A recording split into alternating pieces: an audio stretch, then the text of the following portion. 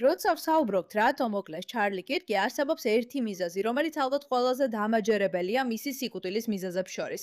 და სამწუხაროდ ეს მიზეზი ფაქტობრივად ჩვენს თვალსაჩინოს მოშორებულია ისეთი ნარცისების მიერ, როგორიცაა კანდეის უენს, რომელმაც გადაწყვიტა ყველაფერი საკუთარ თავზე გადაიტანოს. ჩარლის სიკვდილი ახლა აღარ არის იმის შესახებ, რატომ მოკლეს ჩარლი, არამედ იმის შესახებ, თუ როგორ შეუძლია კანდეის უენს მეტი ფული იშოვოს რეკლამებით. და ეს თავისთავად სირცხვილია, მაგრამ ჩვენ პუშბექი არ დავივიწყებთ იმ ღირებულებს ლებებს, ვისთვისაც ჩარლი კირკი იდგა და გავიხსენებთ მთავარ მიზეზებს, რის გამოც ხალხს ის ზულდა და შესაძლოა მისი მოცილებაც უნდოდათ. და ამ ვიდეოთი დავიწყებ, სადაც ვფიქრობ ყველაზე კარგად ასახავს ამას. თქვენ ქრისტიანი ხართ და მგონი ჩემ მთავარი შეშფოთება ისლამოფობია. მუსლიმი ხართ? დიახ ვარ. თქვენი აზრით, რომელი მუსლიმური ქვეყანაა საუკეთესო მოდელი? ალბათ ქსიამოვნებთ, რომ საჯაროდ თავს არ იფარავთ. ხო, ალბათ. ანუ თქვენ ძალიან არ მოგწონთ ისლამი, რადგან ისლამური ქვეყნების უმეტესობაში საჯაროდ სრული ტანის ამოსის ტარება მოგიწევდათ. არ არის სამართლიანი ასე თქმა. თქვენ პირდაპირ ვერ ჩაიცვამით ასე რიადში, ქუჩებში როგორც ქალი. ეს ძალიან პროვოკაციულია, ძალიან ბევრი კანია მოჩანებული. თქვენ როგორც ქალი, თქვენ არ გაქვთ სიტყვის თავისუფლება. ვერ იკრით კენჭს საჯარო თანამდებობაზე, ვერ ფლობთ ქონებას. ისლამი ეწინააღმდეგება დასალურ ღირებულებებს. ის შეუთავსებელია დასალურ ღირებულებებთან და ჩვენ დასავლეთში სინამდვილეში ვფიქრობთ, რომ თქვენ უნდა გქონდეთ ის უფლებები, რაც ახლა გაქვთ. რომ ისაუბროთ და შეძლოთ აჩვენოთ, იცით, აქ რომ დიჩანთ კანი და ბედნიერად იცხოვროთ. თქვენ ქრისტიანი ხართ. ეს ვიდეო მილიონობით ნახვა აქვს, მაგრამ ხალხს ხშირად დაუწყლება, რომ ჩარლი კირკის გარდაცვალებამდე რამდენიმე დღით ადრე ის გამოდიოდა და საუბრობდა სწორედ ისლამის საფრთხეზე. დიახ. ის საუბრობდა იმაზე, თუ რამდენად შეუთავსებელია ის დასავლეთთან. და ეს იყო ერთ-ერთი მთავარი მესიჯი, რომელსაც ის ავრცელებდა სწორედ იმ მომენტამდე, სანამ მოკლავდნენ.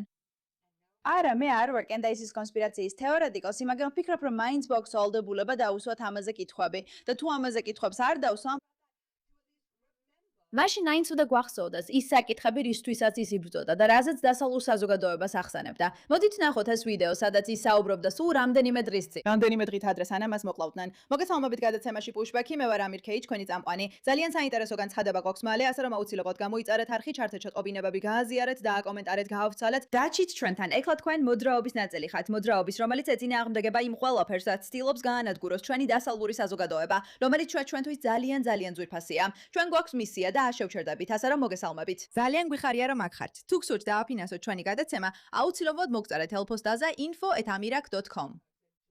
მეგობრებო, გადავიდეთ იმ საკითხებზე, რაც ჩარლი კირკმა თქვა, სანამ მას მოკლავდნენ. ვიმეორებ 3 დღით ადრე, სანამ მას მოკლავდნენ, მოდით ვნახოთ ეს ვიდეო. სულიერი ბრძოლა დასავლეთს უახლოვდება. და მტრები არიან ვოუკიზმი ან მარქსიზმი, რომლებიც ისლამიზმთან ერთიანდებიან, რათა დაესხან თავს იმას, რასაც ჩვენ ამერიკულ ცხოვრების წესს უწოდებთ. და ამერიკული ცხოვრების წესი ძალიან მარტივია. მინდა შევძლო დაქორწინება, სახლის ყიდვა, შვილების ყოლა, მათი ველოსიპედით სეირნების უფლება მზის ჩასვლამდე, მათი კარგ სკოლაში გაგზავნა, დაბალი დანაშაულის მქონე უბანში ცხოვრება. არ მინდა რომ ჩემს შვილს სკოლაში ასწავლიდნენ ლესბოსელების, გეების, ტრანსგენდერების შესახებ სისულელეებს.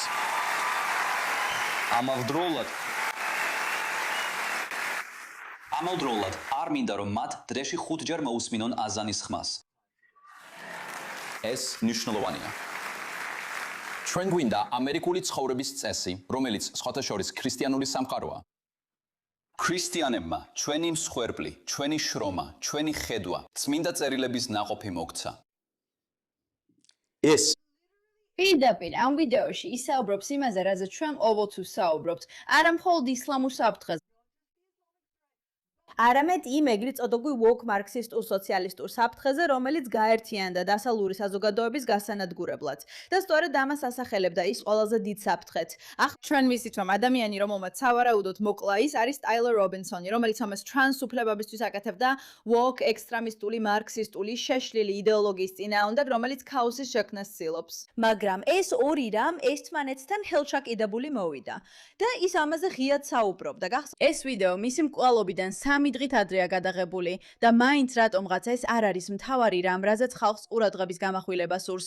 რადგან რა თქმა უნდა, კენდას ოუენს რომელცა და გიჟ მარქსისტებსა და რადიკალ ისლამისტებზე წასვლა, ის არ მხოლოდ თავისი აუდიტორიის უმრავლესობას დაკარგავდა, რომლებიც გიჟები არიან, არამედ ყველა დაბალი ინტელექტის ადამიანს, ვინც ამაზე წამოეგო. და ის ვერ დაარწმუნებს დაბალი ინტელექტის ადამიანებს, არა ბოდიში. ის ვერ დაარწმუნებს მაღალი ინტელექტის ადამიანებს თავის აბსურდულ სისულელეში. ასე რომ მას არ შეუძლია. რა თქმა უნდა, ეს ვერ იქნება გამოყენებული როგორც სწორი მიზეზი ან არგუმენტი იმისთვის თუ რატო შეიძლება ვინმეს მისი მოშორება უნდა და მიუხედავად იმისა რომ ვიცით მარქსისტები და ისლამისტები ყველაზე საშიშებს შორის არიან საშიში ძალადობრივი ადამიანები არიან მაგრამ რა თქმა უნდა რატო უნდა იყოს ეს მიზეზი იმისა რაც მას დაემართა და რატო უნდათ მისი ჩამოგდება ეხლა როცა ის ასე თავდაჯერებულად საუბრობდა ისლამიზაციაზე და ბიჭებო ცნობისთვის ეს მხოლოდ ერთი ვიდეოა მაგრამ ის იქ იყო და ამაზე საუბრობდა ამაზე ბევრ საუბრობდა აი მაგალითად მისი ერთი tweet ისლამი არის მახვილი, რომელსაც მემარცხენეები იყენებენ ამერიკის კალის გასაჭრელად.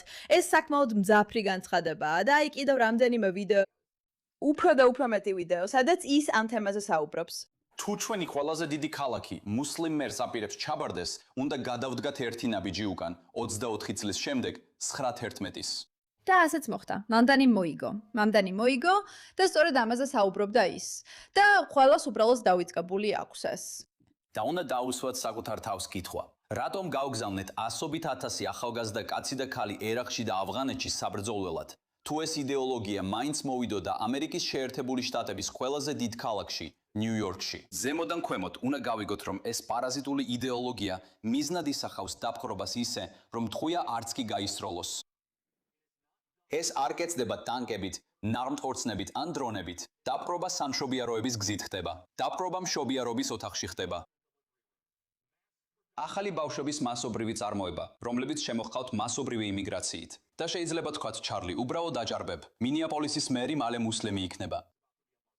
ასე რომ, მალე მინეაპოლისის გეპოლებათ და ნიუ-იორკიც. თქვენ ფიქრობთ, რომ ილჰან ომარი შეერწყა ამერიკის შეერთებულ შტატებს, ან რაშიდა ტლაიბი, ან ზორან მამდანი. კიდევ ერთხელ, თუ ჩვენ ამერიკის შეერთებული შტატების ნაწილი ვართ, უნდა გვაინტერესებდეს, როცა ჩვენი ყველაზე დიდი ქალაქი ასეთი იდეოლოგიის ხელში ჩავარდნის პირასაა. და ისლამი არ შეესაბამება დასავლურ ცივილიზაციას.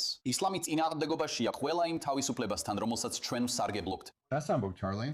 ხო და სხვათა შორის რა თქმა უნდა ჩვენ გვაქვს ფაქტების გადამოწმება აქ კირკი აქ ამბობს, რომ მუსლიმების გეგმა მასობრივი მიგრაციით ამერიკაში ჩამოსვლა, ბევრი შვილის ყოლა, ჩვენზე მეტი გამრავლება, პოლიტიკურ თანამდებობებზე კენჭისხრა, შემდეგ ამ თანამდებობების დაკავება და ჩვენი კანონების შარიათის კანონებით შესვლა. და ზუსტად ამას აკეთებენ, ამას ვხედავთ.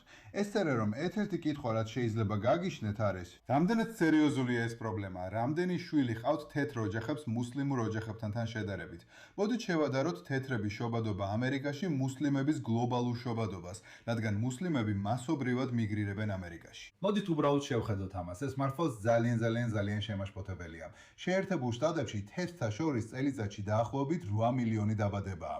ეხლა შეხედათ მუსლიმების გლობალურ შობადობას, დაახლოებით 83 მილიონია. ესე რომ 2024 წელს 1,780,000. შედარებით 3 მილიონთან წელიწადში. ალბათ შეგვიძლია ვთქვათ, რომ ჩარლი არ ცდებოდა. და რასაც ის ცდილობდა ეთქვა, შეიძლება მართლაც ზუსტი იყო. ეხლა ის მხოლოდ ამერიკაზე არ საუბრობს, ის საუბრობს ყველა ქვეყანაზე, მაგალითად, რასაც ევროპაში ვხედავთ. იმედია, თქვენ ისევ დაიბრუნებთ თქვენს ენერგიას. ეს ქვეყანა ოდესღაც დიდებული იყო. მინდა ისევ დიდებული ვნახო. თქვენ ახლა მხოლოდ ჭრდილი ხართ იმისა, რაც ადრე იყავით. თქვენ იცინეთ და ირონიულად შეხედეთ, რამდენიც გინდათ. მაგრამ ქვეყანა, რომელმაც ატომი გაჰყო, ორთქლის ძრავა გამოიგონა, მონობა გააუქმა და საერთო სამართალი მსოფლიოს მოუტანა, ბევრად უკეთეს იმსახურებს ვიდრე ესაა. და თქვენ ხართ, თქვენი არსებობა, ჩვენი არსებობის მიზეზი გახდა. და რაც შემიძლია გავაკეთო, იმედი მაქვს, რომ ამ ქვეყანას გამოუჩნდება ლიდერი ან ლიდერთა ჯგუფი. მე აქ არ ვარ, რომ პოლიტიკური რჩევები მოგცეთ. ძულს, როცა უცხოელები ამას ამერიკელებს უკეთებენ. თქვენ შეგიძლიათ გააკეთოთ რაც გინდათ. მაგრამ ერთი სურვილი მაქვს. გონია რომ სოფლიოს რაღაც აკლია, ისეთი შეგრძნებაა, თითქოს რაღაც აკლია, როცა დიდი ბრიტანეთი ან ინგლისი, ან რაც პოლიტიკურად სწორია რო ვთქვა, ომთქვა. რადგან გონი ინგლისის დროშის აფრიალებაც აღარ შეიძლება. რაც არ უნდა სისულელია ეს. მაგრამ იამახეთ თქვენი მემკვიდრეობით. ბევრი კარგი გააკეთეთ მსოფლიოსთვის.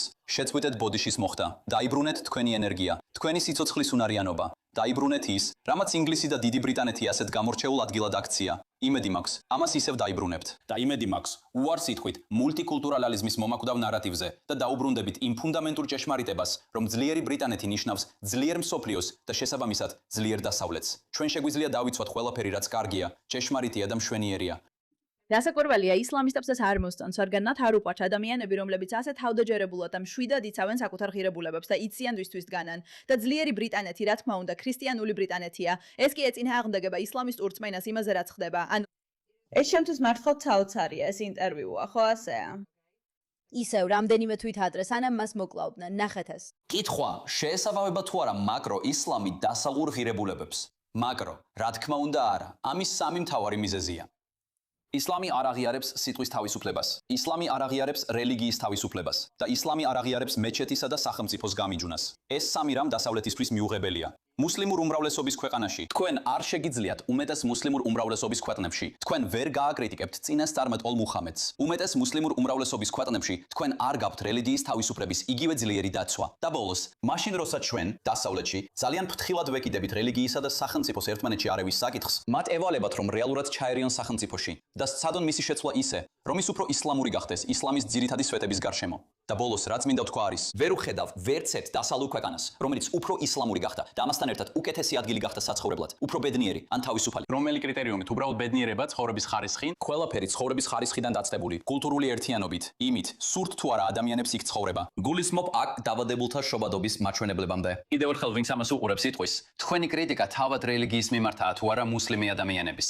არ არიან ბრიტანელი ბოევიკებიც, რომლებიც აქვე დაიბადნენ. ვიცი, თქვენ უნდა გააკეთოთ ეს, რადგან ბრიტანელები ხართ და ასე შემდეგ. კულტურა წყვეტს არსებობას, როცა ერთიანი ენა არ გაქვს, როცა არ გაქვს, როცა ვერ ესაუბრები შენს მეზობელს. არ უარყოფ რომ არიან კარგი ცალკეული მუსლიმები. კითხვა, რომელსაც დასავლეთმა უნდა უპასუხოს, არის თუ არა მუჰამედიანობა თავსებადი ბლეკსტოუნის სწავლებებთან, თავსებადია თუ არა უილბერფორსის მემკვიდრეობასთან და ყველაინ დიდ მოაზროვნესთან, ვინც ამ ქვეყნიდან გამოვიდა. და მე ვიტყვი არა, არსებობს მიზეზი, რატომაც როცა მიდიხართ ამ ისლამურ ქვეყნებში, ვერ ნახავთ უფლებების თანაბარ დაცვას, რომ იქ არ სწამთ ადამიანთა საყოველთაო თანასწორობის და არ სჯერათ იმავე ფასეულობების, რისიც ჩვენ დასავლეთში გვჯერა. და მე ვფიქრობ, თვითმკვლელობაა მილიონობით მითმადგანის შემოყვანა. ხო, ჯონ, უბრალოდ მინდა საპირისპირო აზრი გამოვთქვა ამაზე. როგორც მე ვფიქრობ, უმეტეს შემთხვევაში ეს არც კი არის მულტიკულტურული. აგანი ოეთი მაგალითი რამდენიმე თვის წინ ერთ სკოლაში. აი ასამ, კარგი, შეგვიძლია ამაზე დეტალურად ვისაუბროთ, ის ამაზე საუბრობდა, აზრებს აზიარებდა, ადამიანებს ახსენებდა, რომ უნდა იყვნენ მტკიცე და დაიცვან ის, რასაც იცავენ, მაგრამ ასევე შეძლონ ამოიცნონ, რა მოდის როგორც საფრთხე. და რა თქმა უნდა, არსებობენ ცალკეული კარგი ადამიანები. არავინ უარყოფს ამას, არავინ ფიქრობს ასე, მაგრამ თუ იდეოლოგიებს შეხედავ, ისინი არ მუშაობენ და ეს საფრთხეა საზოგადოებისთვის და მე უბრალოდ კითხულობ საკუთარ თავს, ვინ არიან ის ძალები, ვინც ეს გადაწყვიტა? ეს უნდა იყოს წარმოდგენილი როგორც ერთ-ერთი მიზეზი და საფუძველი იმისა, თუ რატომ მოკლეს ჩარლი კირკი მილიონობით ადამიანის თვალწინ, მთელი მსოფლიოს დასანახად. რატომ არ იყო ეს მთავარი ყურადღების ცენტრში? მაინტერესებს, იქნებ სწორედ ამის ეშინოდა წინამძღოლში. მადლობა ამ საკითხზე თქვენი ყურადღებისთვის.